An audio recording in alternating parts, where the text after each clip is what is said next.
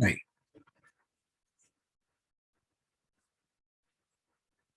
Ya. Entonces, vamos a partir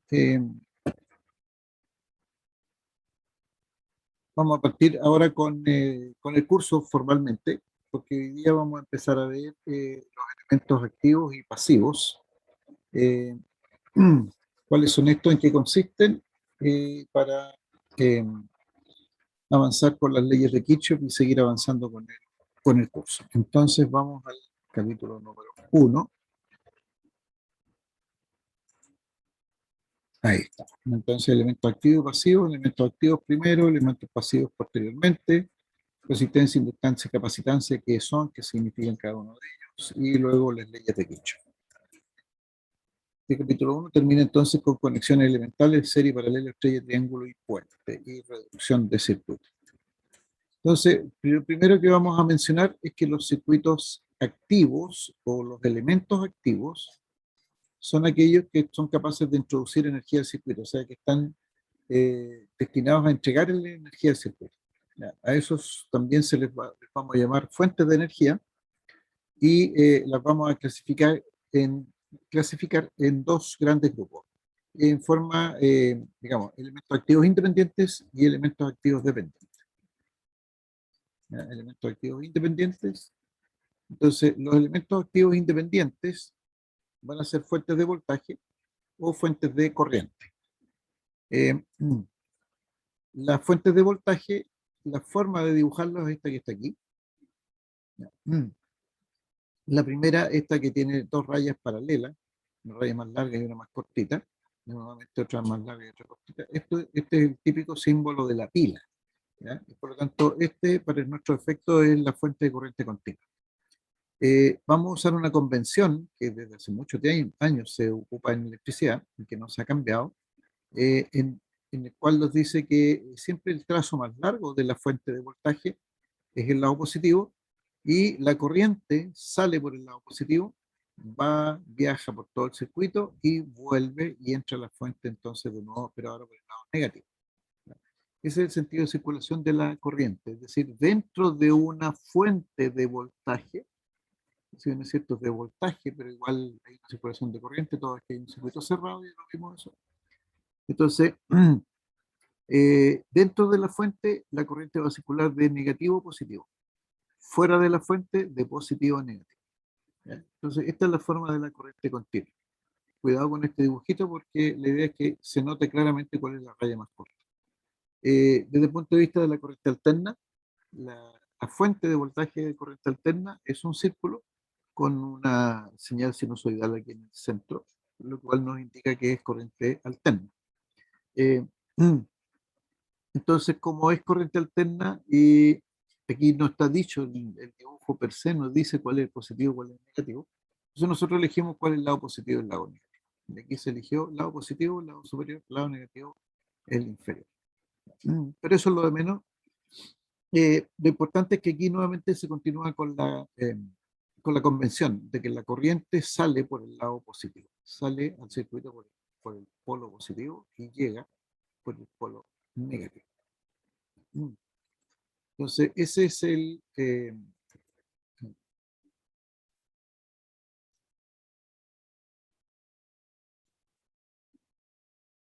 es la forma de poder distinguir fuentes de voltaje. Eh, Luego, el otro tipo de fuente que tenemos es la fuente de corriente, que es esta de aquí, que es única el dibujo tanto para corriente continua como corriente alterna. ¿Ya? Este es un doble círculo o un solo círculo, utilizan algunos autores. Lo importante es la flecha en el centro. ¿Ya? La flecha me indica la dirección de la corriente. ¿Ya?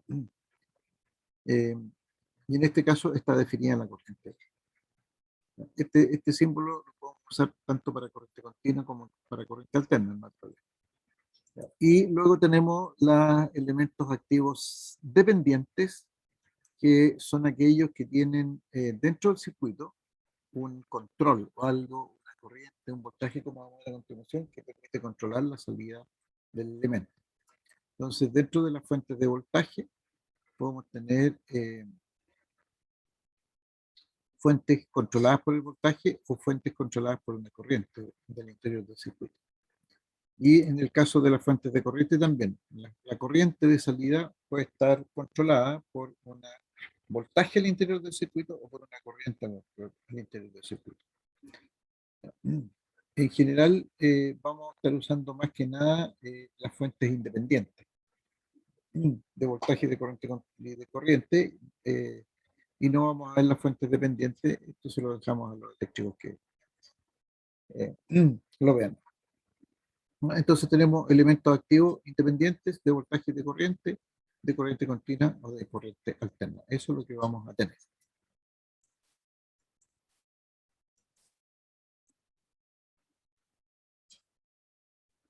Algunas definiciones, una fuente independiente, eh, en el caso de una fuente independiente, vamos a definir la fuente ideal.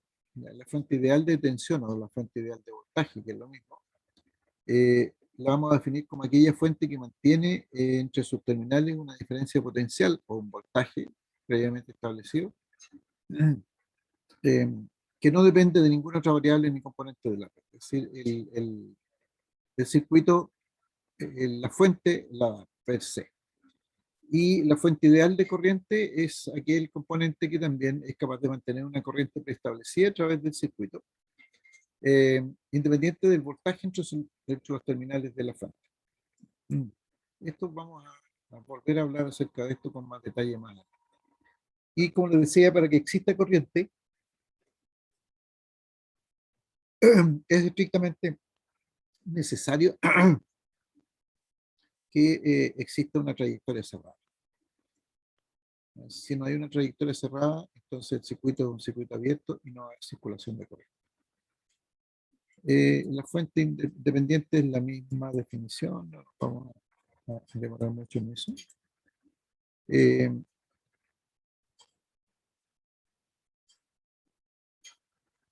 Ya, vamos a ver esto. Aquí yo tengo la señal de entrada y la señal de salida, que va a ser la respuesta del elemento, y tengo el elemento pasivo en este caso. Entonces, este elemento pasivo, yo le aplico una señal de entrada y el elemento pasivo me va a responder con una señal de salida o respuesta. Entonces, si yo le aplico un voltaje como señal de entrada al elemento pasivo, este me va a responder con una corriente, es decir, se va a producir una corriente por el solo hecho de aplicarle este voltaje al elemento pasivo. La otra señal de entrada o señal de excitación que se le puede colocar al elemento pasivo es una corriente. Cuando uno excita el elemento pasivo con una corriente, este va a responder con un voltaje. Es muy sencillo el cuadro este, eh, pero es bastante contundente en los contenidos que tiene, así que ténganlo muy presente este cuadro. Entonces, dicho esto, vamos a empezar a ver los tres tipos de elementos activos que tenemos, perdón, de elementos pasivos. El primer elemento pasivo es la resistencia. Su dibujo es como se ve aquí, una línea quebrada, ¿ya? O un rectángulo, que también de otra forma, eh, que va a tener dos extremos, el extremo A y el extremo B. Si la corriente entra por el extremo A, hacia abajo, según este dibujo, nosotros vamos a decir que va a polarizar la resistencia con un voltaje. Y en ese caso, el voltaje, el lado positivo de ese voltaje va a estar en la parte superior por donde entra la corriente, el punto por donde entra la corriente, y el lado negativo va a ser el punto aquel por donde la corriente va a salir de la resistencia. La unidad de medida normal de una resistencia es el ohm. Recuerden, ohm, un científico, ¿no es cierto?, que apoyó hartos trabajos respecto de las corrientes en su tiempo y ahora llevamos su apellido en la unidad de medida de la resistencia. Las resistencias tienen sus múltiplos, el millón, 10 elevado a menos 3. Difícilmente encontramos resistencias menores que un millón. Y también tiene múltiplos. Un submúltiplo y tiene varios múltiplos. Los múltiplos más comunes es el kilo ohm, o sea, 10 elevado a 3, 1000 ohms, y el megohm, ¿ya? 10 elevado a 3, 10 elevado a 6 ohm. 1000 kilos, en otras palabras, es un mega ohm. Más arriba es difícil encontrar resistencias tan elevadas. Entonces, estos son los más comunes. Las unidades de medida, los múltiplos y submúltiplos más comunes que podemos tener. Si la resistencia se excita con una corriente, o sea, se le aplica una corriente a la entrada, entonces la resistencia va a responder con un voltaje, ¿no? De acuerdo al cuadrito que vimos antes. Y en este caso, entonces, la relación corriente-voltaje y resistencia que se va a establecer es la ley de Ohm. El voltaje va a ser R por I, me imagino que se acuerdan cuál es la ley de Ohm. Esto de aquí es la más visual, digamos, de todas las formas que se puede escribir la ley de Ohm, las tres formas que se puede escribir. Si en el caso de que se ingresa un voltaje, o se excita la resistencia con un voltaje, se le aplica un voltaje a la resistencia, como decíamos, entonces este va a responder con una corriente, ¿ya? Y vamos a tener esta relación, I igual B partido B. La potencia en general en los elementos pasivos es V por I, ¿ya? Incluso en elementos activos también la potencia es V por I. Así que tenemos ahí una forma de calcular la potencia disipada en una resistencia. Eh, la, la potencia que disipa una resistencia la disipa en forma de calor. Actualmente tenemos temperatura ahí. Y por esa razón se ocupa mucho la resistencia como elemento de temperatura en los usos domésticos, industriales. La otra forma de escribir la potencia es RI cuadrado, que no es más que reemplazar el voltaje de la primera expresión aquí en el producto V por I. Y si reemplazamos el voltaje por RI, nos va a quedar entonces R por I cuadrado, eso es potencia. Y la otra forma de escribir potencia es B cuadrado particular, que es reemplazar la corriente en esa ecuación de B cuadrado particular. Cualquiera de las tres formas que sea, eh, los resultados deben ser los mismos si se consideran exactamente los valores que corresponden. Y no es necesario, al hacer el cálculo, aplicar las tres ecuaciones, basta con una. La unidad de medida de la potencia es en watts. ¿Qué más hay que decir de aquí? Nada más. Y aquí está don George Simon Ohms.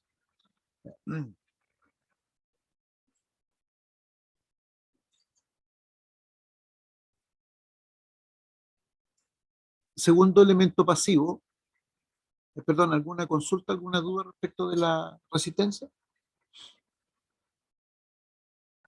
Todo claro, profe. Ya. Vamos a después revisar de nuevo que recuerden que la resistencia eh, disipa la energía en calor. Ese es un tema importante.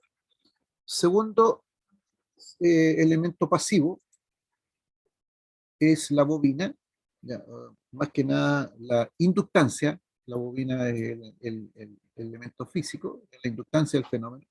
Entonces, la inductancia es el segundo elemento.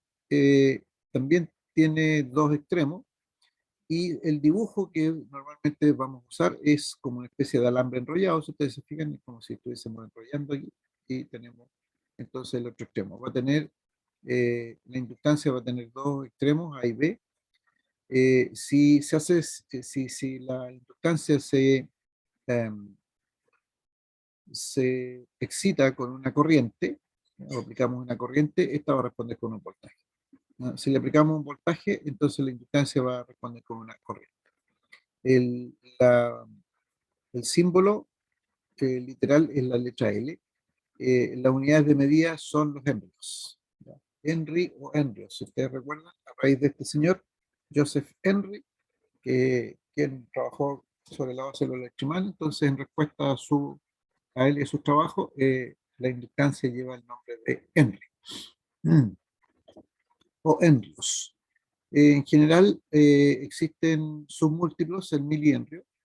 Difícilmente encontramos kilohenrios, porque eso ya sería una bobina bastante grande, ¿ya?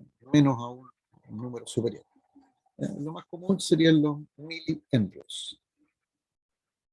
Eh, y en ríos, obviamente. Después, si aplicamos una corriente a la inductancia, esto dijimos que iba a responder con un voltaje, y el voltaje va a tener esta forma: L por dI de t. ¿Ya? L por la derivada de la corriente respecto al tiempo. Es decir, aquí entramos con ecuaciones diferenciales. Si aplicamos un voltaje en la entrada, la inductancia va a responder con una corriente, y esa corriente la podemos calcular de la siguiente manera: 1 sobre L por la integral del voltaje por dt más la constante de integración.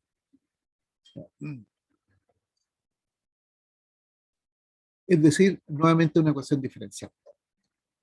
La potencia se sigue midiendo teniendo como producto entre el voltaje y la corriente. Si reemplazamos la primera ecuación en esta fórmula, vamos a tener que la potencia en una bobina es L por I por dI de t. Ahora, la bobina no consume potencia, a diferencia de la resistencia que consumía, y ese consumo de potencia lo disipa en calor. Aquí la inductancia no consume eh, potencia, lo que hace es que la almacena en forma de campo magnético. Eso es lo que hace. Almacena potencia en forma de, o energía, perdón, almacena energía en forma de campo magnético. Esa es la función principal de una bobina de una inductancia. Y nuevamente, como decíamos, trabajamos con ecuaciones diferenciales. El último elemento pasivo es la capacitancia o condensador. Nuevamente tiene dos extremos. Si le aplicamos corriente responde con un voltaje, si le aplicamos voltaje va a responder con una corriente. La unidad de medida del condensador de la capacitancia es el faradio, gracias a este caballero Michael Faraday que está ahí abajito. Y tiene submúltiplos, ni siquiera el milifaradio, muy poco usado, microfaradio, nanofaradio, picofaradio, ¿qué más se usa? Se usa 10 a la menos 6, 10 a la menos 9, 10 a la menos 12. Esa es entonces la unidad de medida del último elemento pasivo. Si le aplicamos una corriente, dijimos que responde con un voltaje, y este voltaje va a estar dado por esta ecuación diferencial. 1 partido por C por la integral de la corriente en el tiempo más la constante de integración. Y si aplicamos un voltaje en la entrada del elemento, de la capacitancia, esta va a responder con una corriente, y la relación entre estas variables de entrada y de salida va a ser igual a C por dV de t, o sea, nuevamente una ecuación diferencial. Potencia sigue siendo voltaje por corriente, y en este caso, si reemplazamos esta formulita aquí en la corriente, entonces la potencia va a estar dada por C por B por la derivada del voltaje con respecto al tiempo. Nuevamente, la capacitancia no consume energía, eh, sino que lo que hace es que la guarda en forma de campo eléctrico. Y en definitiva, la única que se define que es la que consume energía eléctrica es la resistencia, puesto que esa energía eléctrica que está consumiendo después la eh, expresa o la disipa en calor.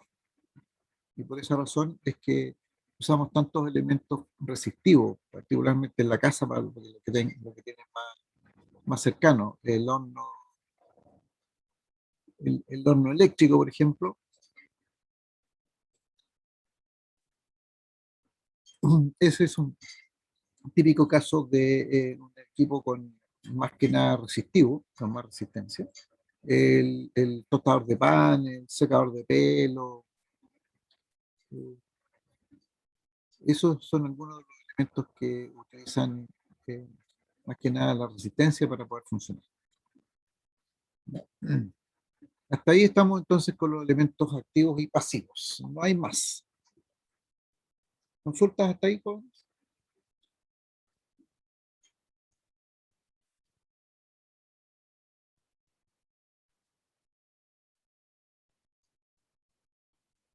Todo bien, profe. Ya, 18, 50, ok.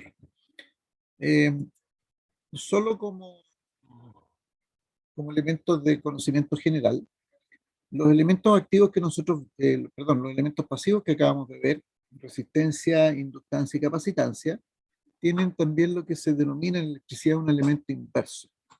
Y esto está dado por lo siguiente. Fíjense, en el caso de la resistencia, el papel de la resistencia es oponerse al paso de la corriente. A mayor resistencia, mayor oposición al paso de la corriente. ¿Ya? El elemento inverso de la resistencia es la conductancia, es decir, si la resistencia se opone al paso, la conductancia es decir, adelante, pásenme, ¿ya? Conducir. Por lo tanto, su expresión matemática es el inverso, 1 partido por R. ¿Ya? Lo conocemos habitualmente con la letra G. G es la conductancia o el elemento inverso de la resistencia, 1 partido por R. Perdón, 1 partido por R. ¿Ya? Esa es la conductancia, así se denomina. Si originalmente la resistencia se medía en ohm, la conductancia, que es el inverso, se mide en 1 partido por ohm. ¿Ya? Sale de aquí, 1 partido por ohm. Que finalmente derivó en la letra omega, pero patas para arriba. Ahora, fíjense que la unidad de medida de la resistencia es el ohm, y este es mho, que no es más que la palabra ohm al revés, leída al revés. Ese es entonces el elemento inverso. Nosotros vamos a trabajar un poco con el elemento inverso, no nos vamos a dar mucha cuenta de que estamos trabajando con el elemento inverso, sí, pero vamos a tener cuando veamos el método de nudos. Vamos a trabajar con elementos inversos de resistencia. El elemento inverso de la inductancia se denomina inertancia y también es 1 partido por L, que es la inductancia. Y el símbolo es esta letra gamma mayúscula, que si ustedes la miran muy bien, es como una L patas para arriba. ¿Ya? El elemento directo de la inductancia, la unidad de medida es el henrio, la unidad de medida del elemento inverso es el irne. Irne, la palabra irne es Henry al revés. Entonces es facilito recordar cuál es el elemento de unidad de medida del elemento original y cuál es la unidad de medida de su elemento inverso. Y por último, la capacitancia también tiene un elemento inverso que se llama elastancia, 1 partido por C. Como C patas para arriba, exactamente que la C original, aquí se puso una S. Entonces, esa es la elastancia, de la capacitancia. En la unidad de medida del elemento original es farad, la unidad de medida de su elemento inverso es el daraf. Ustedes se fijan, daraf es faradio escrito al revés. Esto más que nada tiene a título de conocimiento general.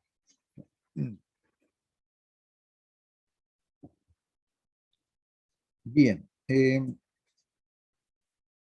Revisados entonces los elementos pasivos y los elementos activos por los cuales vamos a trabajar, vamos a definir en primer lugar las leyes de Kirchhoff. Pero antes de definir las leyes de Kirchhoff, yo necesito eliminar esto.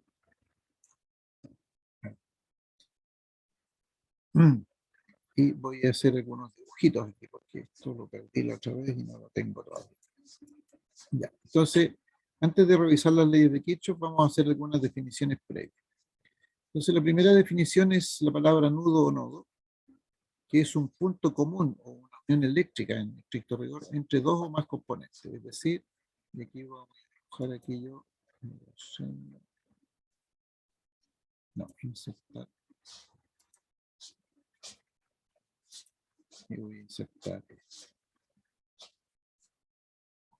Ahí. Entonces voy a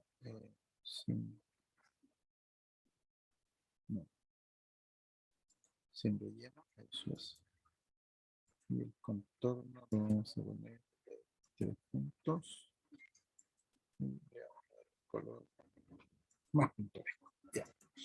Entonces, supongamos que aquí en este monito, yo voy a colocar aquí esto. Supongamos que esto sea alguno de los elementos activos o pasivos que acabamos de revisar. y yo tengo dos elementos conectados de esa manera. Tengo dos elementos conectados de esa manera. Entonces esto me obliga a que al revisar los nombres o las situaciones que tenemos aquí, entonces va a aparecer aquí un nudo. Lo vamos a colocar. Este va a ser un nudo. Este nudo lo vamos a marcar en negro.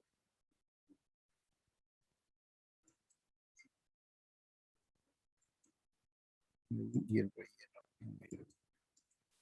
Esto sería entonces un nudo. ¿Por qué es un nudo? Porque toma este elemento, cualquiera que sea este elemento, recuerden, puede ser una resistencia, una inductancia, una capacitancia, una fuente de corriente, una fuente de voltaje, el elemento que nosotros queramos, ¿ya? Que tiene dos extremos, entonces uno de los extremos lo conectamos aquí, y aquí lo estamos conectando, esto lo estamos uniendo con el otro elemento, y va a tener un segundo nudo aquí abajo, ahí. Y vamos a tener el segundo nudo. Entonces vamos a tener uno y un segundo nudo. De esa manera, entonces conectaríamos estos dos elementos eléctricos. Esa es entonces la primera definición, nudo. Voy a aprovechar de insertar aquí, copiar, y voy a pegar aquí.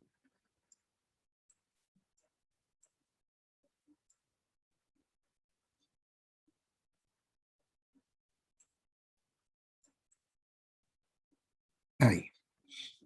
Entonces voy a dibujar aquí. Insertar de otra forma. Aquí voy a poner una fuente.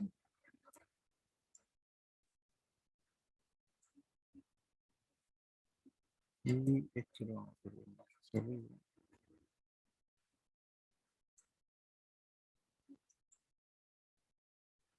Y vamos a colocar aquí abajo.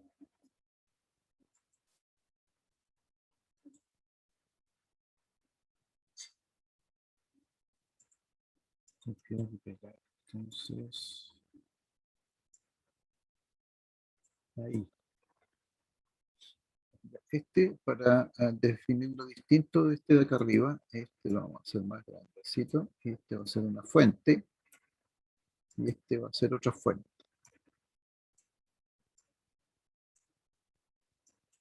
Esta es una fuente 1 y una fuente 2. Pueden haber más, pero nos va a interesar eso fundamentalmente. Y aquí vamos a tener entonces nuestro.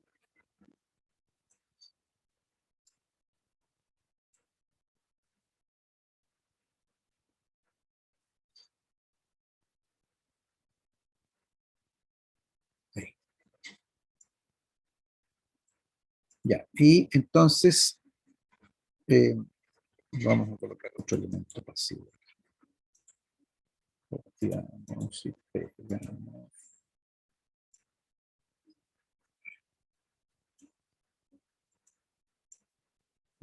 Acá. Este va a ser otro elemento pasivo aquí y aquí vamos a pegar otro elemento pasivo por aquí.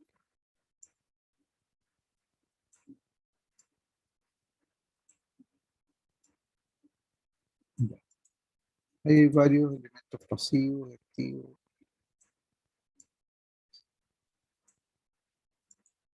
Ahí. Y me falta agregar aquí un par de nudos.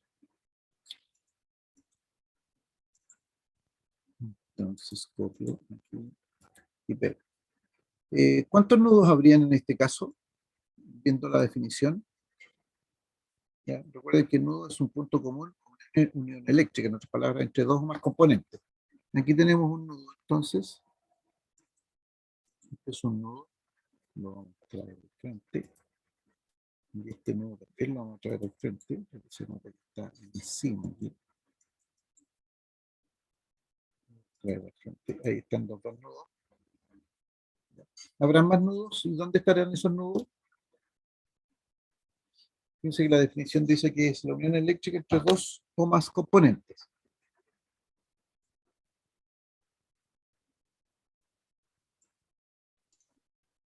Entre el rectángulo y el círculo.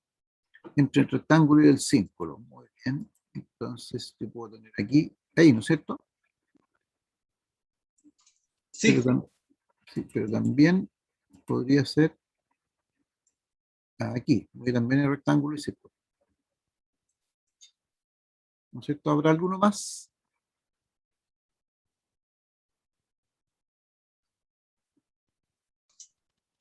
yo creo que no. Ya, perfecto, no hay más, porque fíjense que este elemento, uno de sus extremos está este nudo y el otro extremo está este nudo. Por lo tanto, este no tiene más. Este elemento, uno de sus extremos está este nudo y el otro está este nudo. Y este tiene 1 y 2 a los nodos, este tiene 1 y 2 a los nodos, este tiene al nodo intermedio, pero del mismo nodo intermedio hacia este nudo. Por lo tanto, más nudos no habría. Muy bien.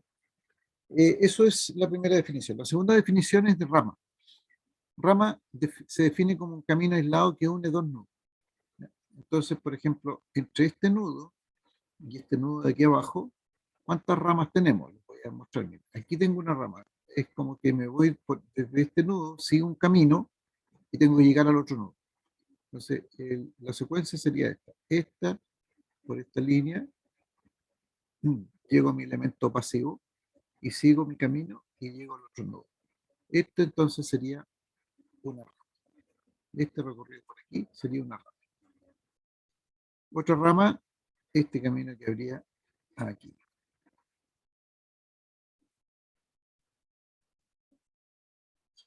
Ya, esa es otra rama. ¿Cuántas ramas habrán aquí en este caso?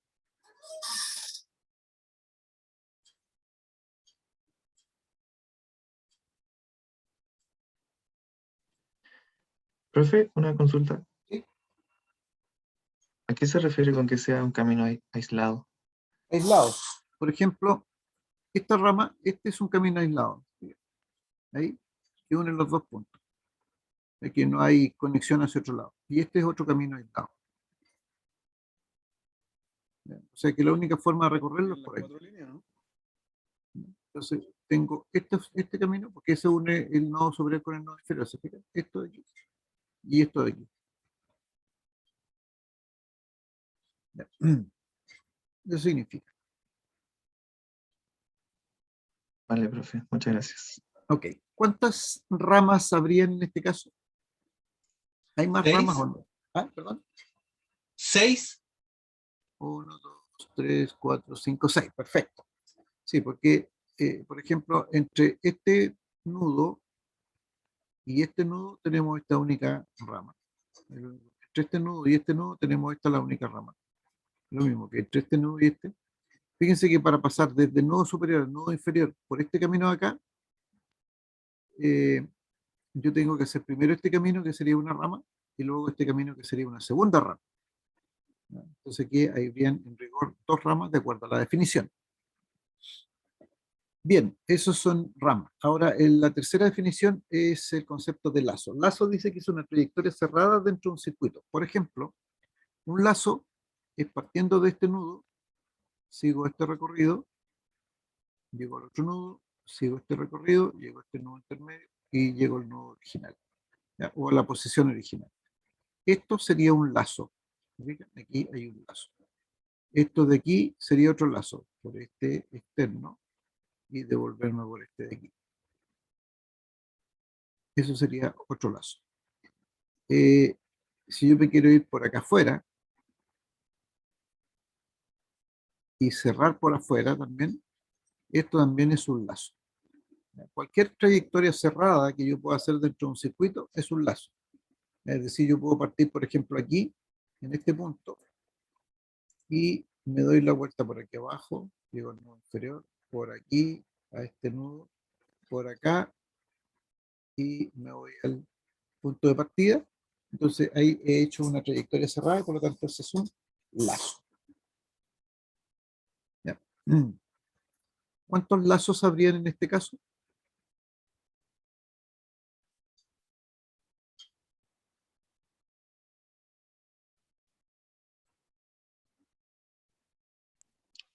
¿6, creo? 6. ¿Alguien tiene otra propuesta?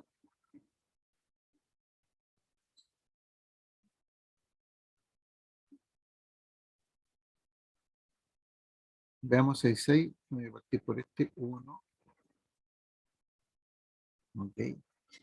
2 sería este. Este 2. Un tercer lazo, todo el extremos, toda la vuelta por afuera. Ese sería 1, 2, 3. Después tengo esta aquí en el centro, 4, 5, 5, y este sería el sexto.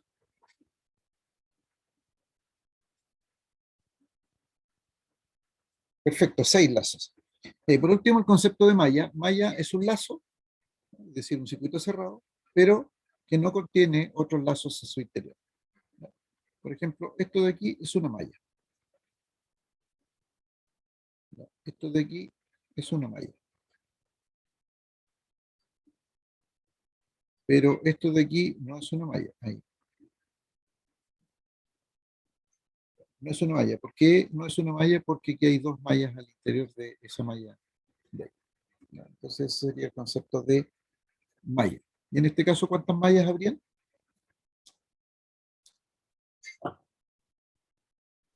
Tres.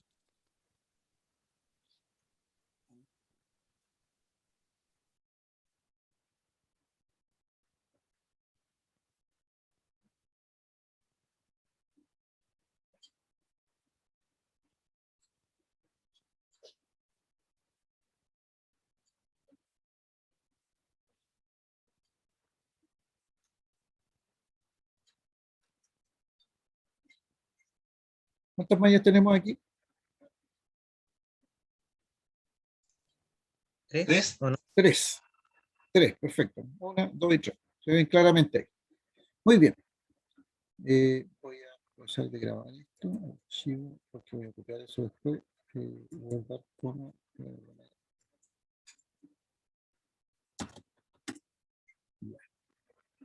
Y entonces voy a ver si puedo devolverme a la posición original. No, ya sabía que no me iba a aceptar eso. Entonces cancelamos aquí. No, aquí. Muy bien, no, archivo, después vamos a corregirlo.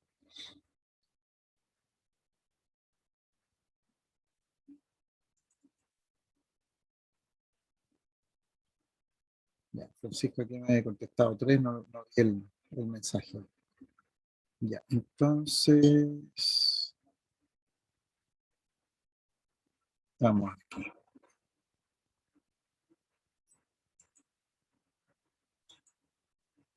Ya, estas son las definiciones. Entonces, ahora con otro circuito, este pequeño circuito, entonces la pregunta es: ¿cuántos nudos, ramas, lazos y mallas tiene el circuito?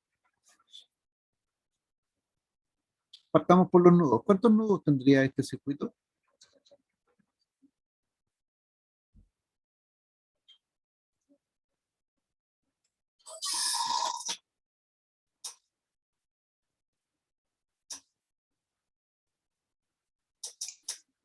Creo que 10.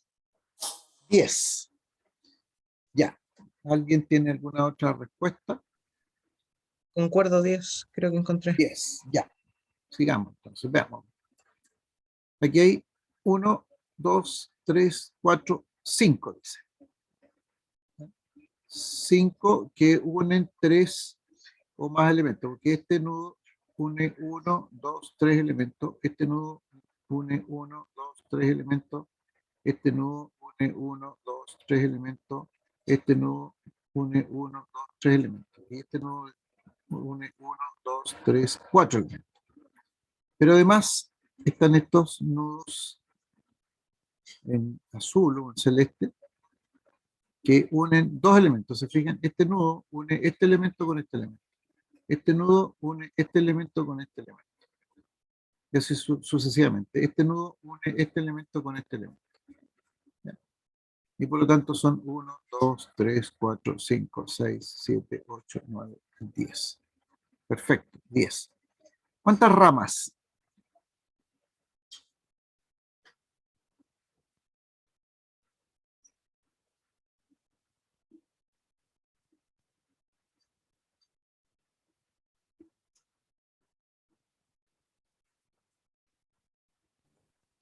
Creo que 26, pero los conté rápido. 26 ramas. ¿Alguien tiene alguna otra propuesta? Ah, no, 13, perdón. Los conté al revés. Perdón. 13. Ya, Profe, yo igual ya, 13. Perfecto, 13 ramas. Ya. En definitiva, cada elemento en sí mismo sería una rama según la definición. Ya, después vamos a cambiar un poquito estas definiciones, pero estamos eh, trabajando en torno a casos similares. Ya, ahora, ¿cuántas mallas?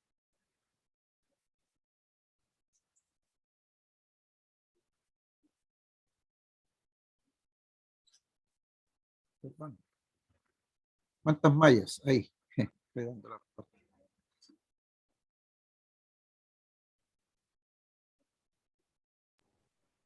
Los 4 sectores que están ahí. Claro, los 4 sectores que se ven aquí, claro. Ese sería el número. ¿Y cuántos lazos? 13, al igual las ramas. ¿Cuántos no alcanzo a escuchar? Dije, este tenía el micrófono. 13, al igual que las ramas. ¿Y ahí por qué? 13, cada rama constituye un lazo.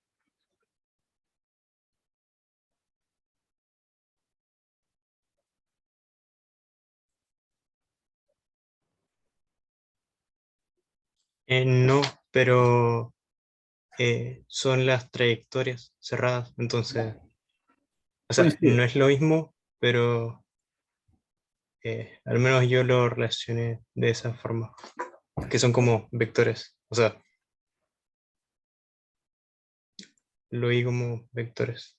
Ya, bueno, en rigor no es lo mismo, pero sí coinciden en este caso. No necesariamente siempre van a coincidir la cantidad de lazos con la cantidad de ramas. ¿Ya? Aquí habrían también 13 lazos. Fíjense que ahí están todos los lazos. ¿Ya? Ahí están todos los posibles recorridos cerrados que se constituirían en lazos. Están primero las 4 mallas y después todo el resto de la contabilización de los lazos. ¿Ya? Bueno, estos son dos definiciones que nos van a permitir definir entonces las leyes de, perdón, las leyes de Kirchhoff.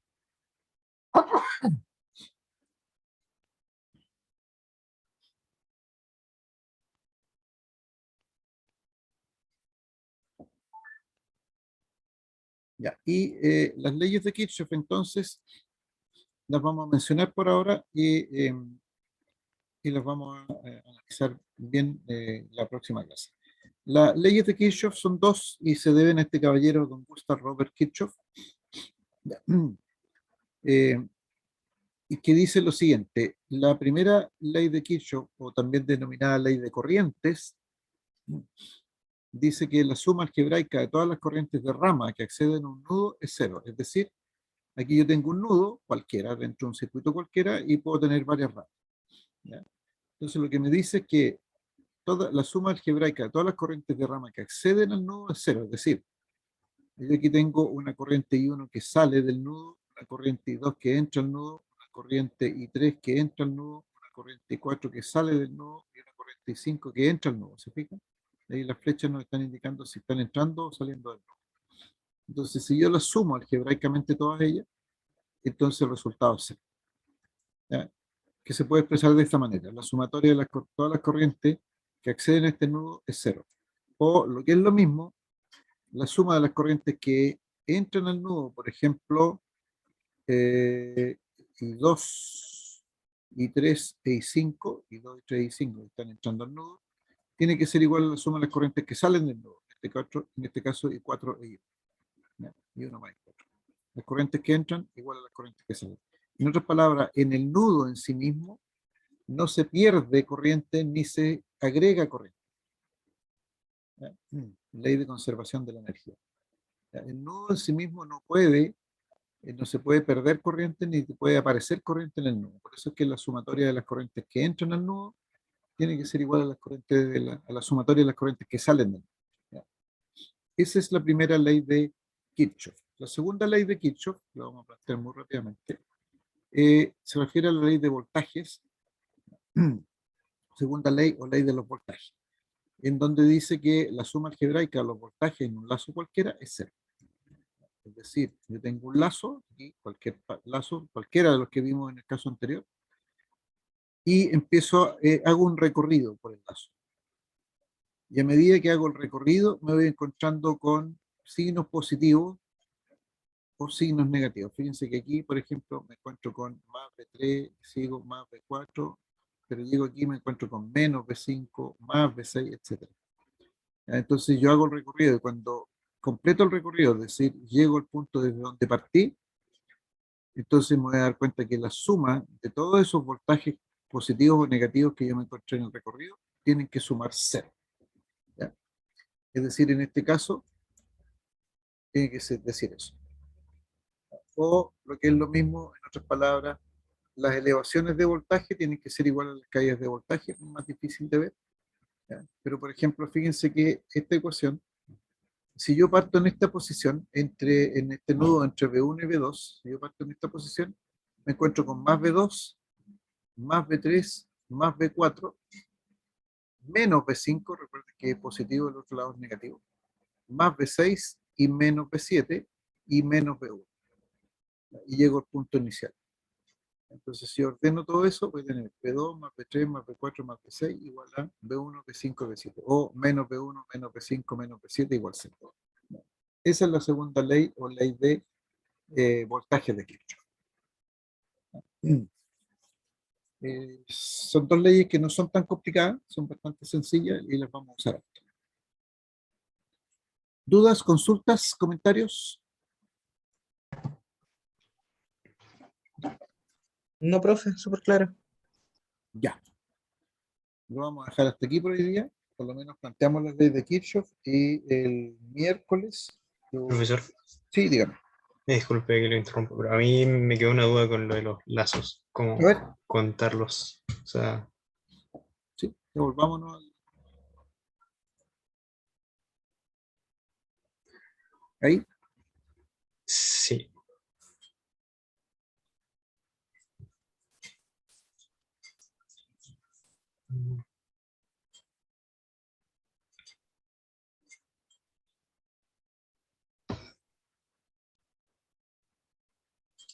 ¿Faltaría alguno? Ya. No, no, está bien. Solamente me. ¿Se había escapado alguno, no? No, yo me enredé como. O sea, que había contado 13, pero las había hecho de forma incorrecta. O sea, Ah, ya, ok. Bueno, esta va a ser, bueno, digamos, en general, cuando uno tiene un circuito, no siempre cuenta todos los lazos, sino que lo importante es utilizarlo, es decir, adecuadamente utilizar algunos lazos. Bastián tiene una pregunta. Sí, profe, yo quedé con una duda cuando hay que contar los nudos, porque por ejemplo, cuando hay dos nudos en un extremo, o sea, uno en cada Aquí, extremo, y después hay un nudo en el medio. Eso se ¿ya? cuenta como sí, es, bueno, nudo, las ramas que sea. Que por ejemplo, en el lado izquierdo y en el derecho se tienen tres nudos, Sí, aquí, también arriba. Sí, ¿ya? entonces eso se cuentan como dos ramas o solamente una. De acuerdo a la definición, es camino aislado entre dos nudos. O sea, esto es una rama. Desde este punto a este Ya. punto, esto sería una rama. Desde este punto hasta este punto sería otra rama. Lo mismo aquí. Desde este punto a este punto, en estricto rigor, es una rama. ¿Ya? Ah, ya. Y por ejemplo, entre esquina y esquina no sería un solo camino también. No, Eso no no, se cuenta. no. Entre este punto y este punto, dices tú. Sí, No, porque pasamos por este nudo entre medio. ya. ¿Ya? Ah, Distinto claro, sería, serían solamente dos. claro, distinto sería si que además aquí hubiese una rama por acá arriba. Ahí. Ah, Camino ya, por ahí perfecto. arriba, eso sí sería otra rama distinta. Ya, perfecto. Con esa duda había quedado. Muchas gracias. Ya, ok. Después, bueno, después yo les voy a hacer un... fíjense que aquí yo marqué en rojo algunos nudos y en azul los otros, todos los que están de a dos en azul, porque después, a pesar de la definición que dice nudo un punto, una unión eléctrica entre dos o más componentes, estos nudos, y lo vamos a verle a la próxima clase, estos nudos no nos van a interesar, no nos van a ser de interés. ¿Cuáles van a ser interesantes para nosotros estos nudos que unen tres o más? Pero eso lo vamos a ver después. Entonces vamos a hacer una pequeña modificación a la definición, pero eh, nos va a servir bastante, bastante ese hecho. Bien, jóvenes, lo dejamos hasta aquí entonces por hoy día y nos encontramos el miércoles. Nos vemos, profe, que esté bien. Listo, gracias igual. Chao, profe. Chao, profe. Chao, chao. Entonces dejamos.